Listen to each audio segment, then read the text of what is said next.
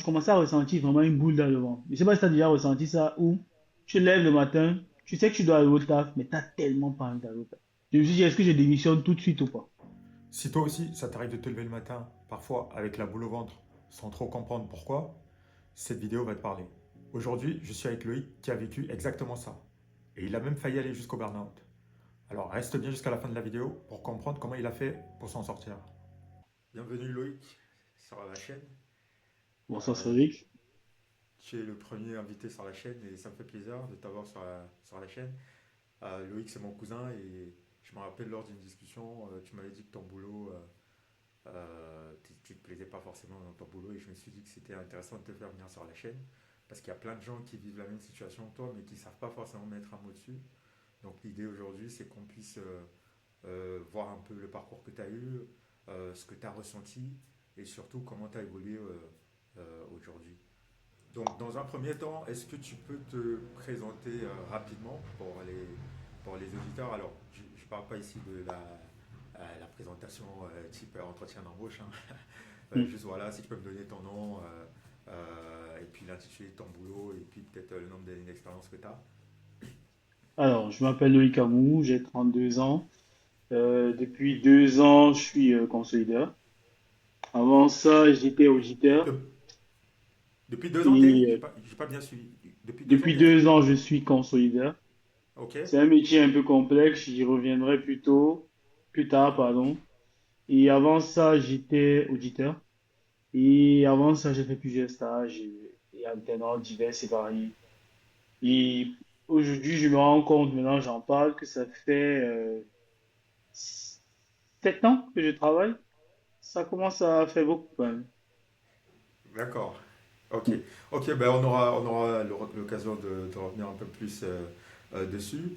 Moi, je veux que tu me parles un peu de ton parcours avant ton premier job, ton premier Mhm. CDI, que tu me parles un peu de ton parcours, des études que tu as faites, enfin de ce que tu as fait avant, quoi. Qu'est-ce que tu as fait?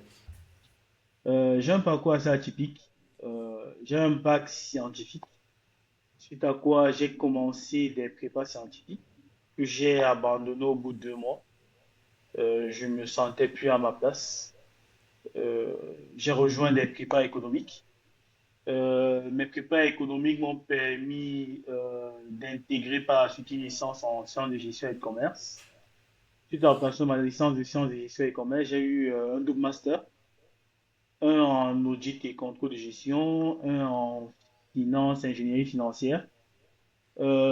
Après cela, j'ai voulu faire le DSCG parce que dans le cadre de mon projet professionnel, je voulais être auditeur et je me disais, un bon auditeur, c'est quelqu'un qui maîtrise bien la comptabilité. Et il n'y a pas mieux comme formation en comptabilité que le Alors, DSCG. juste quand tu dis DSCG, tu peux donner l'acronyme pour ceux qui ne savent pas? Le DSCG, c'est le diplôme supérieur de comptabilité et gestion. Ok, C'est le deuxième, c'est la deuxième étape avant, dans le parcours pour être expert comptable. d'accord. Donc, pour moi, mon objectif à cette époque-là, c'était d'être un expert comptable. D'accord, mais du coup, tu as dit tout à l'heure quelque chose d'intéressant, tu as dit que tu as fait des études, une prépa en ingé, et que tu ne sentais pas à ta place, mais pourquoi tu avais choisi ça d'abord? Est-ce que tu peux me dire Alors, pourquoi tu avais choisi une prépa en ingé, puis au final, après, pour ne pas être intéressé? j'ai choisi une prépa en ingé parce que lors de mes tests d'orientation, quand j'étais en terminale, du coup, j'avais deux choix. Le test avait révélé que j'avais deux possibilités d'orientation. Soit être médecin, aller en médecine, D'accord. soit être ingénieur. La médecine ne m'a jamais vraiment intéressé, d'autant plus que dans la famille, il y a déjà assez de médecins. Je ne me voyais pas forcément être médecin, c'est pas quelque chose qui me passionne. Du coup, moi, je me voyais plutôt être ingénieur en génie énergétique. À cette époque, j'avais fait beaucoup de recherches sur les énergies renouvelables, ce genre de trucs. C'est des sujets qui, pour moi, étaient porteurs et qui avaient de l'avenir. D'accord, ok. Mais je retiens l'idée. Bah, du coup, donc là, maintenant, moi, je veux bien qu'on parle un peu de ton expérience, hein, la fameuse expérience dont tu m'avais parlé, qu'on puisse la partager. Donc, est-ce que tu peux me parler un peu donc, on va dire synthétiquement, quel intitulé de poste tu avais et qu'est-ce que tu faisais au quotidien? Alors, ma première expérience professionnelle, c'est dans un cabinet d'état intermédiaire. Je pense que cabinet d'état intermédiaire comme Big Four, tout ça se va. D'accord? Ça se vaut parce que, en fait, c'est le même, c'est la même manière de fonctionner. J'ai intégré le cabinet en tant qu'auditeur junior. Auditeur junior spécialisé surtout dans l'audit des banques et donc des comptes IFRS que j'ai évoqué plus tôt. Et j'ai évolué au sein du cabinet jusqu'au grade de chef de mission senior. D'accord? C'est-à-dire, junior, tu fais partie d'une équipe. Généralement, on te donne les tâches les moins risquées. C'est-à-dire, D'accord. on te donne les tâches les plus automatisables possibles. Comme quoi, par Ou, exemple? Comme quoi? Comme quoi, par exemple? du pointage. Pointage, c'est quand tu vérifies les comptes avec des pièces. Ça, franchement, Ok. c'est le truc le plus relou. Des pièces D'accord. comptables, c'est-à-dire des factures, des trucs comme ça qu'on va te demander de faire. On va te demander d'aller faire des inventaires permanents. L'inventaire permanent, genre, c'est en fin d'année, il fait froid, D'accord. dans la neige, Ok. tu dois aller compter le matériel pour X ou Y entreprise, ça dépend de ce que tu vas compter. On va te D'accord. demander de faire des cycles un peu faciles comme le cycle fournisseur, ainsi de suite. Et en évoluant maintenant, tu commences à faire des trucs beaucoup plus complexes. Et après, tu commences à D'accord. gérer une équipe qui est souvent composée d'autres juniors, de stagiaires, d'alternants, ainsi de suite.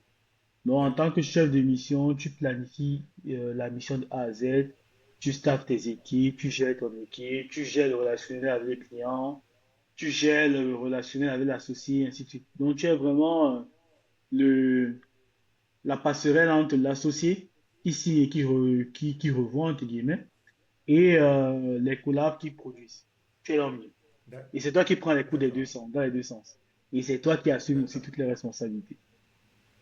D'accord. Et est-ce que ça te... à quel moment, tu me parles, à quel moment du coup tu as senti que ça te correspondait pas ou à quel moment tu as senti que t'aimais pas... Est-ce que t'aimais ce que tu faisais? À quel moment tu as senti que ça allait pas? Au début, j'aimais. Je trouvais ça intéressant, c'était neuf, beaucoup de missions, beaucoup de déplacements, beaucoup de D'accord. séjours à l'hôtel, D'accord. beaucoup de restos. Franchement, pour quelqu'un qui vient de sortir de l'école, c'est le top. Tu D'accord. voilà, tu manges, voilà, t'es bien, t'es à l'aise, D'accord. tu travailles, mais comme l'équipe est jeune, vous faites des after-work, vous sortez et tout. Puis, un peu plus loin, quand avant d'arriver chef de mission, justement, j'ai commencé à ressentir un manque de reconnaissance vis-à-vis de mes efforts et de mon travail. En mode, D'accord. t'as beau te donner, tu as l'impression que c'est toujours les mêmes qui ont la reconnaissance. Tu te donnes, tu te donnes, tu te donnes, mais c'est toujours les mêmes qui ont la reconnaissance.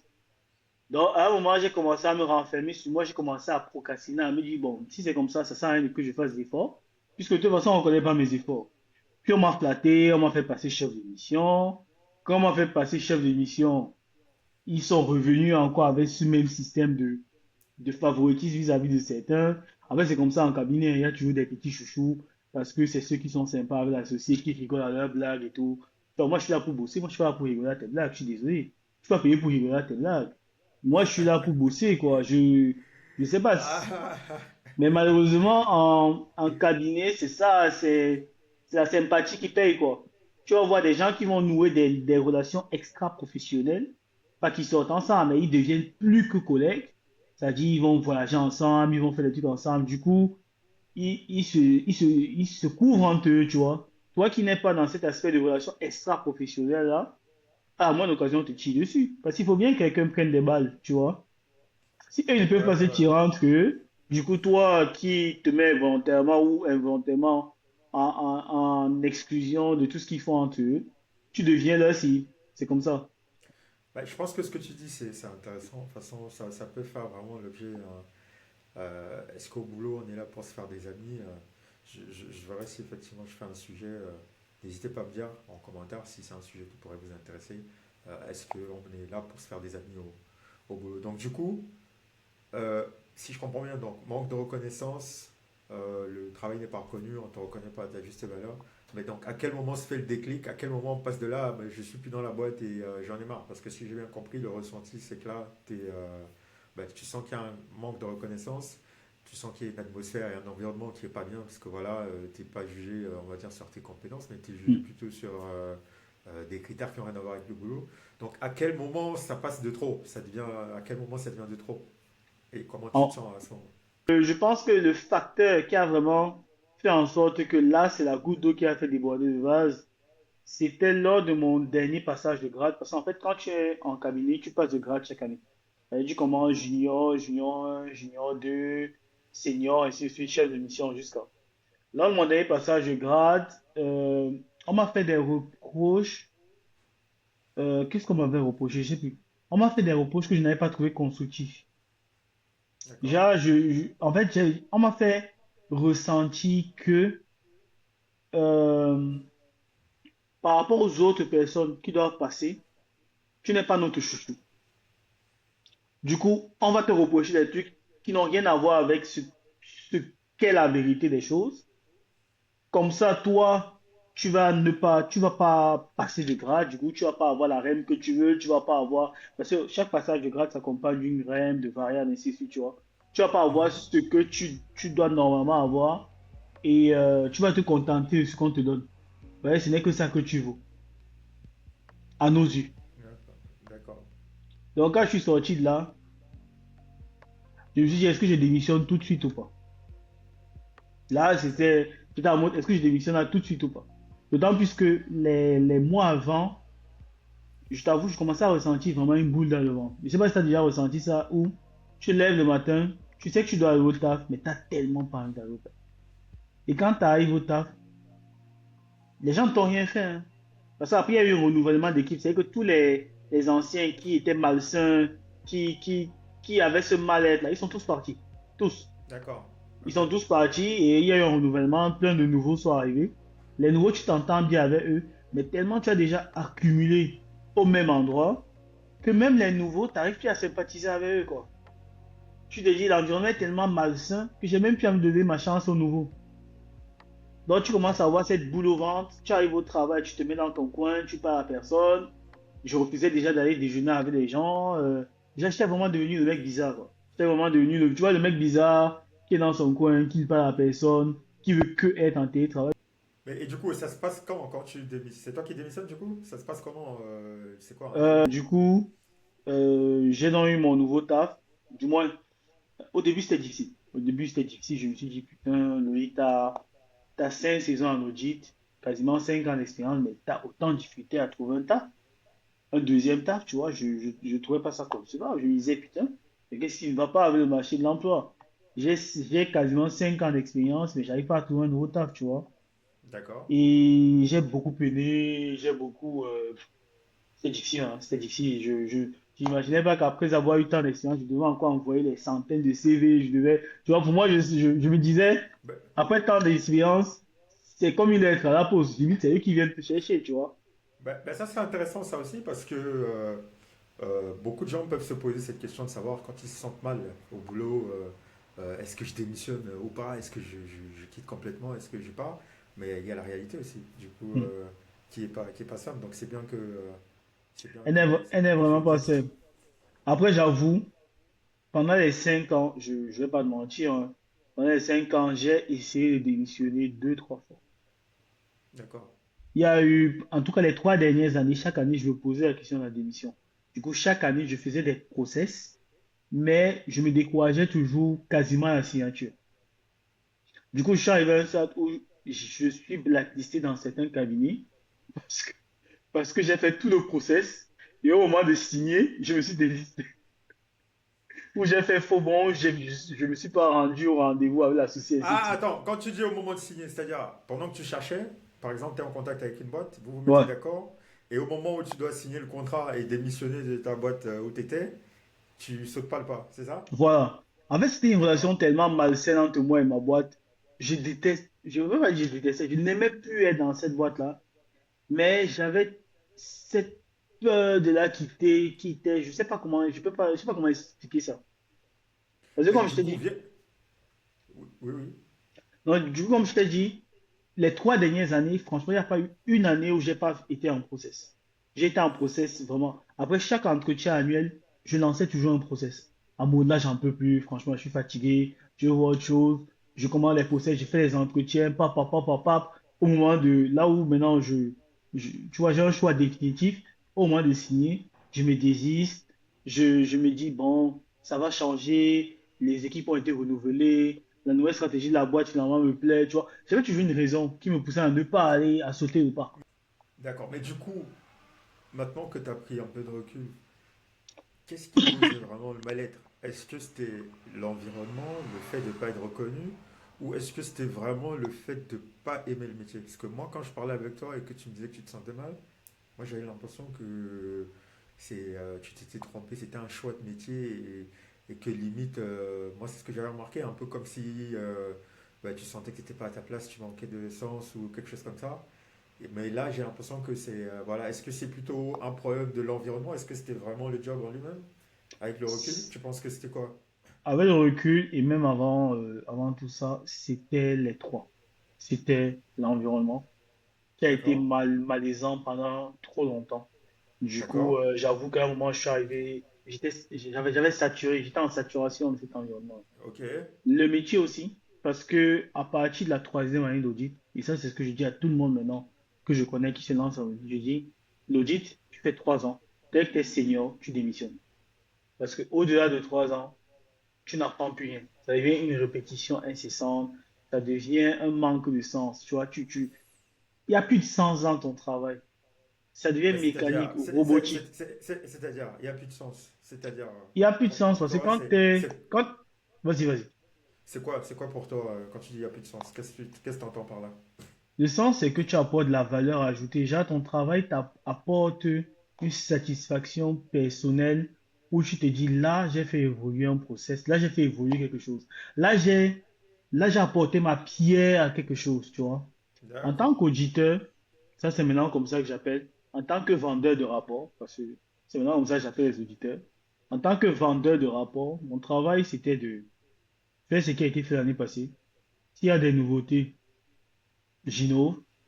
Et après, je vends mon rapport. Du moins, je dis, tout est bon, je présente l'associé ici, on facture. Tu vois, c'était devenu ça. D'accord. C'était prod, compte rendu associé, facturation.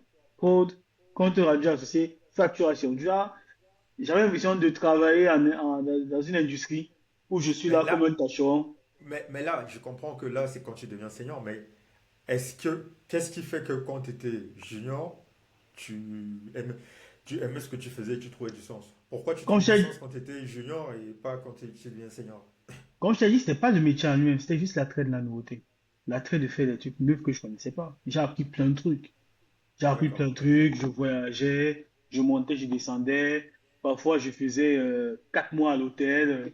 Tu vois, tous ces trucs-là, voilà, c'était une vie un peu palpitante, trépidante.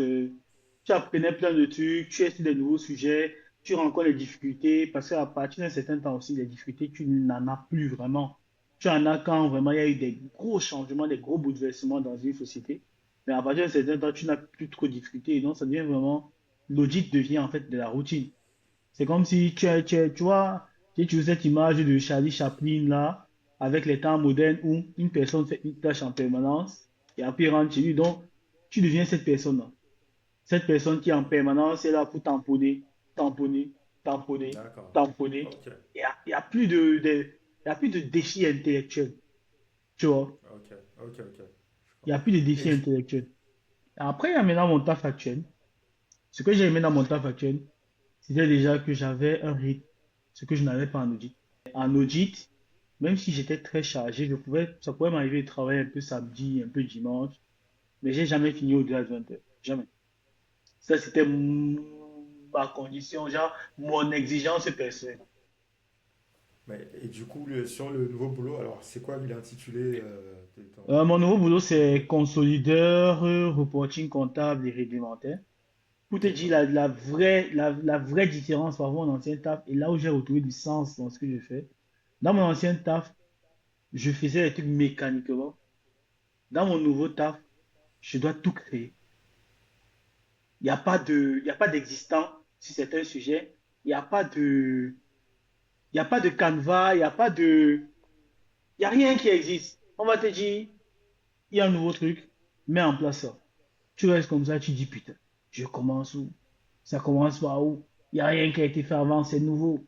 Donc, tu commences à réfléchir, tu commences à faire des recherches documentaires, tu contactes tel spécialiste, tel autre spécialiste, vous faites des points, des réunions, vous lancez le projet, vous développez le projet, vous commencez à tester le truc. Tu vois, déjà, tu as l'impression vraiment d'apporter quelque chose dans l'entreprise, tu vois. Et c'est D'accord. ce truc-là que je n'avais pas dans mon ancien taf. Et c'est ça qui a fait que Tu mon as- ancien taf, pour moi, n'était pas fait pour moi. Aujourd'hui, tu te sens plus utile, quoi. C'est un peu ça, c'est ça? Tellement plus utile.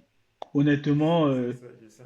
en quasiment 2 années que je suis dans cette boîte, j'ai fait des trucs que je ne pensais pas pouvoir faire. En fait, cette boîte m'a permis de me dévoiler, de montrer vraiment ce dont je suis capable et l'étendue de mes capacités. Ça m'a challengé sur plein d'aspects.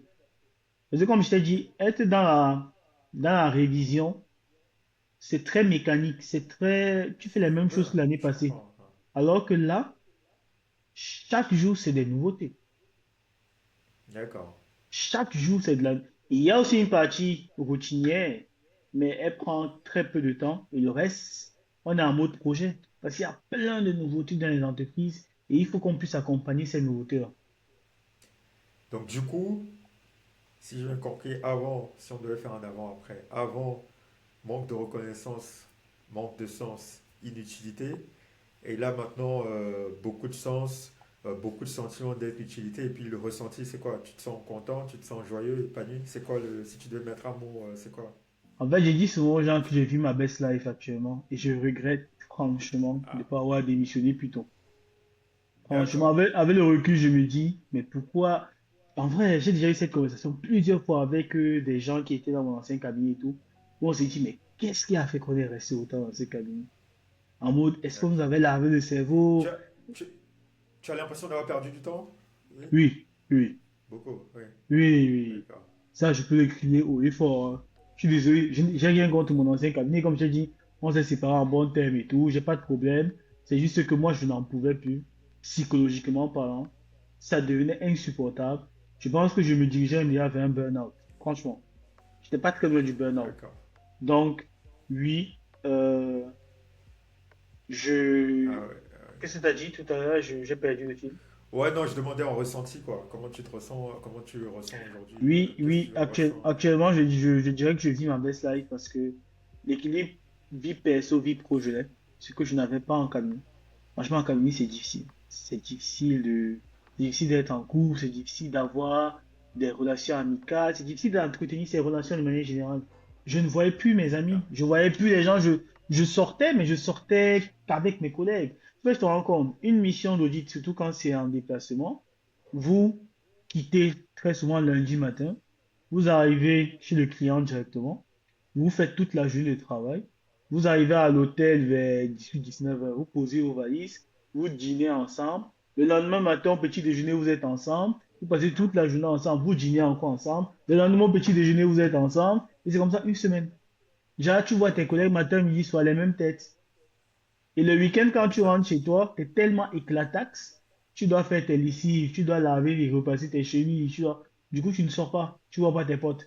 Tu es devenu champion de décommander les rendez-vous, hein. Moi, c'était, oh non, je peux pas, oh non, ah, j'étais devenu champion.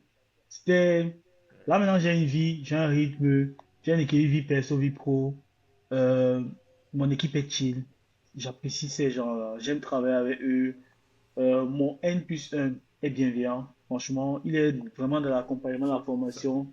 c'est Tout, intéressant, ça. tout change. C'est sympa, ça. Ok, ok. Bah, en tout cas, content déjà de voir que effectivement tu as pu retrouver du sourire, si ça peut aider d'autres personnes qui sont passées par là.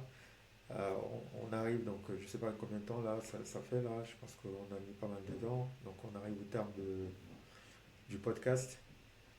Si tu devais donner un conseil aux personnes, par exemple, qui se sont trompées sur leur formation, leurs études, ou bien même sur leur boulot, ils se rendent compte qu'ils ont perdu du sens, ils manquent de sens, ils ne sont pas à leur place. Et qu'est-ce que tu leur conseilles à ces personnes?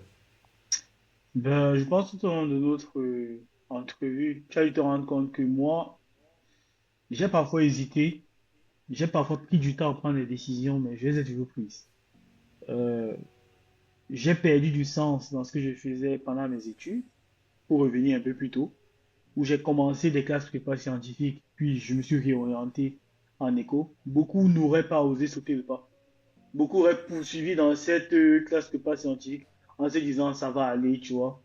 Mais je dirais à une personne qui est dans ses études, qui souhaite changer de filière, qu'il n'est jamais trop tard. Tu perds pas de temps. Mieux vaut faire quelque chose que tu aimes. Mieux vaut être sur des sujets que tu apprécies. Ça, c'est au niveau des études. En mieux vaut faire quelque chose qui te passionne, voilà, qui te stimule.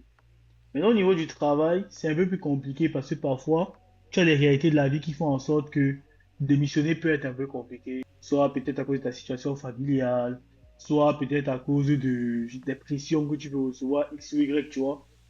Je dirais quand même à la personne que la santé mentale n'a pas de prix. Parce que, honnêtement, je pense que sur ma dernière année, j'ai l'impression que ma santé mentale était en jeu. J'ai l'impression que si c'était pas parti, je sais pas, peut-être je serais devenu fou, je sais pas. Vraiment, je n'en pouvais plus. Je sais pas comment, je sais pas comment mettre des mots sur mon ressenti. Je sais pas comment mettre des mots sur mon ressenti, mais je n'en pouvais plus. J'étais arrivé au bout de ce que je pouvais donner à cette boîte-là. Et il faut savoir se dire que ces entreprises-là, avec ou sans nous, elles vont perdurer. Ce week-end, pas plus tard que ce week-end, je regardais un post sur Twitter et la personne disait qu'il est choqué parce que il y a un de ses collègues qui est décédé il y a une semaine et cette semaine, il y a un nouveau qui est arrivé, qui est opérationnel, qui a repris son poste. Et que plus personne ne parle de son ancien collègue. Tant tout le monde l'adorait. On est juste un petit pion. Du coup, tu fais ce qu'on attend de toi. Si tu peux gratter quelque chose, tu grattes. Si tu peux monter, tu montes. Tu vois. Moi, quand j'ai démissionné mon ancien table, je me suis dit, là maintenant, je suis un mercenaire. C'est un peu, voilà, c'est pas très chic à dire, mais j'étais dans cette optique de Ok. me dire, à partir de maintenant, je suis un mercenaire. Je suis pas là pour la boîte, je suis là pour moi. Je suis là pour avoir mes compétences, mes formations, euh, développer mon réseau, et voilà, je suis là pour moi, quoi. C'est fini. Donc, je Ok, dirais, ok, pour bah, résumer, attends, pour résumer, je dirais, foncez, les gars, en vrai. En vrai, on vit une fois, ça sert à rien de rester dans les environnements malsains, de rester sur un travail que tu n'apprécies pas, que tu n'aimes pas, qui ne te procure pas une sensation d'accomplissement, ça sert à rien. Franchement, allez-y, ok. sautez le pas. Ok, bah écoute, merci beaucoup. Merci d'être venu sur la chaîne. En plus, comme je dis, c'était le premier invité de la chaîne. Ça fait pas longtemps que j'ai lancé la chaîne YouTube. C'est très intéressant les échanges. J'espère que ça va aider certains qui sont passés par les mêmes situations que toi ou qui passent par les mêmes situations par lesquelles tu es passé. Si jamais vous avez besoin ou vous souhaitez, moi j'ai fait un test gratuit que vous trouverez en description qui va vous permettre de savoir où est-ce que vous en êtes, à quel niveau en êtes-vous dans votre vie si vous êtes perdu ou vous manquez de sens. Donc n'hésitez pas à le faire et puis n'hésitez pas à me dire aussi en commentaire qu'est-ce qui vous bloque aujourd'hui dans votre vie. Est-ce que vous vous sentez perdu? Si oui, pourquoi est-ce que vous vous sentez perdu? Pourquoi est-ce que vous pensez que vous manquez de sens?